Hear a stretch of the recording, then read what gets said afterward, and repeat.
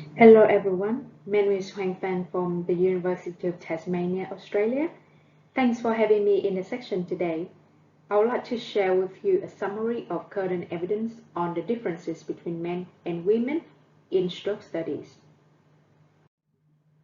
Due to time restriction, today I will focus on reviewing evidence on the differences between men and women in severity of stroke and two out of several health outcomes, including mortality and functional outcomes up to the long term following stroke, and then to highlight some gaps and limitations in the current literature on sex differences in stroke.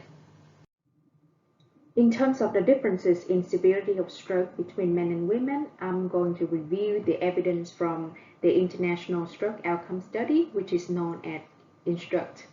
This is a pooling data analysis of different outcomes of stroke from population-based studies around the world. The forest plot here reviewed the relative risk of having more severe ischemic stroke for women compared to men, and more severe stroke was defined as the National Institute of Health stroke scale more than 7. The diagram here illustrates the pool estimates from 8 population-based studies included in the INSTRUCT. As can be seen from the graph, women were about 28% more likely to have more severe ischemic stroke compared to men, and the sex differences was associated with women's advanced age, poorer breaststroke function, and the presence of atrial fibrillation. There was still a 13% difference between men and women after accounting for all potential confounding factors.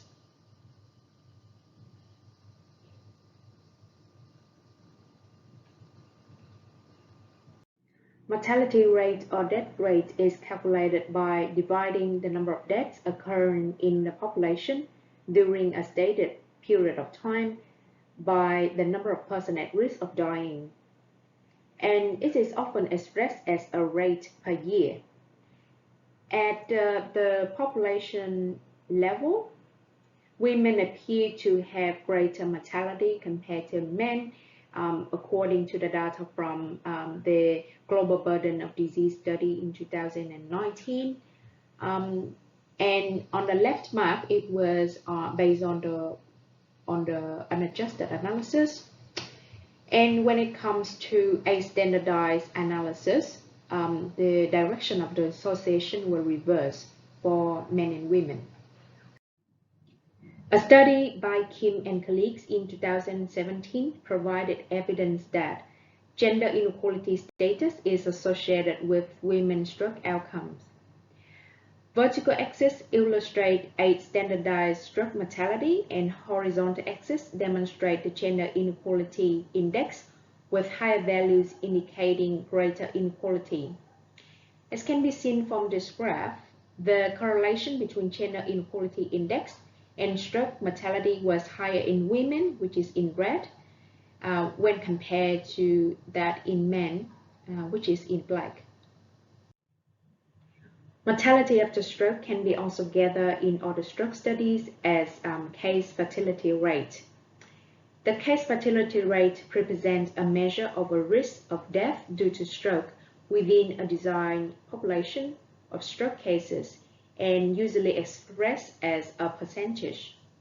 Case fatality rate is commonly measured in cohort study and mostly from population-based incident stroke studies. Those population-based studies have standardized methods to ensure high-quality data.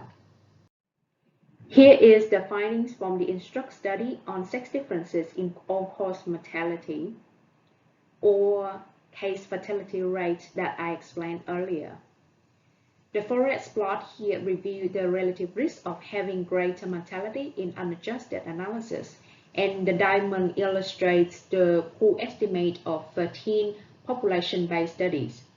As can be seen from here that women were about 35% more likely to die by 1 year after stroke compared to men, And greater mortality in women was associated with women advanced age, poor pre-stroke function, more severe stroke, and the presence of atrial fibrillation. The direction of the association will reverse after adjusting for these confounding factors. What about sex differences in causes of death after stroke? In a study using the data from the Australian Stroke Clinical Registry, the distribution of causes of death is illustrated in the pie charts separately for men on the left and for women on the right. And it can be seen that women were more likely to die from stroke and other cardiovascular diseases, and men were more likely to die from ischemic heart disease and cancer compared to women.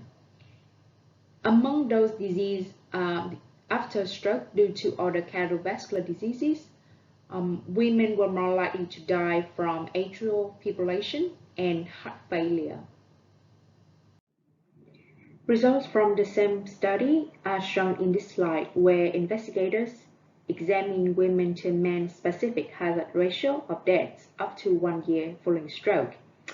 And as can be seen from this table, compared to men, women had greater risk of death due to stroke in unadjusted analysis, and also greater risk of death due to other cardiovascular diseases. But the differences was substantially attenuated after adjusted for age and severity. This slide shows the evidence of sex differences in short-term functional outcomes after stroke in a study led by Castle and colleagues. This is a pooling data study from 5 acute stroke randomized control trials. And as can be seen from this graph, after multivariable adjustment, women were about 11% more likely to have poorer functional outcomes after stroke, which was defined by the modified ranking scale score more than 2. This slide shows the results from the INSTRUCT study. The forest plot here reveals the relative risk of having poorer functional outcomes for women compared to men at 1 year after stroke in unadjusted analysis. And poorer functional outcomes was defined as modified ranking scale score more than 2.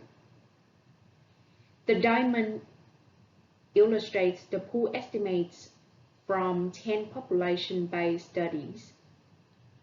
As can be seen that women were about 32% more likely to have poorer functional outcomes after stroke at 1 year, and the sex differences was associated with women's advanced age, poorer pre-stroke function, and more severe strokes. There was still 8% difference after accounting for all potential confounding factors. There has been an increased interest related to investigating the sex differences in outcomes after stroke. However, uncertainty exists over the sex differences due to several limitations of existing research into the long-term following stroke, which is identified by a review led by Gold and colleagues in 2012. More recently, in 2018, a focused update of sex differences in patient-reported outcomes less than 1 year following stroke has again identified similar problems. In this slide, I would like to highlight some limitations and gaps of the current literature on sex differences in stroke outcome studies. First of all, many investigators used modeling that was not focused on sex differences. For example, stepwise modeling. So the findings on sex difference were reported as incidental findings.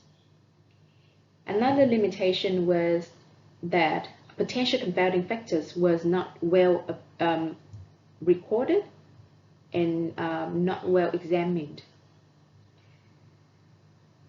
Of a small number of studies designed to examine sex differences, most were based in hospital or convenience samples. or restricted to a specific type of stroke or certain age groups, which means that those analyses of sex differences may face selection bias. Population-based stroke incidence studies are ideal to examine sex differences, but the data was mostly from high-income countries and many of them were already out of date. Few studies examine other health outcomes, for example, quality of life and depression. And lastly, few studies focus on long-term outcomes, which means more than 6 months follow-up. There is another limitation of the current research that I'd like to highlight here. In a review of 281 stroke trials involving more than 500,000 participants, Castle and colleagues found that women remain underrepresented in clinical studies. Potential main reasons for that were the fact that women were much older and have worse premorbid status at the time they have had a stroke. To summarize, women compared to men do present with more severe strokes and have poorer outcomes after stroke. We're trying to explain why it was the case, and the differences seem to be largely due to pre-stroke factors, including age, pre-stroke function, the presence of atrial fibrillation, but also more severe strokes in women. Residual differences could be explained by unmeasured or poorly measured confounding factors. However, the possibility of a true unconfounded sex differences could exist. Based on the current findings, we can suggest some strategies to improve the outcomes of stroke for both men and women. And this could be done by improving care for the elderly, who are mostly women.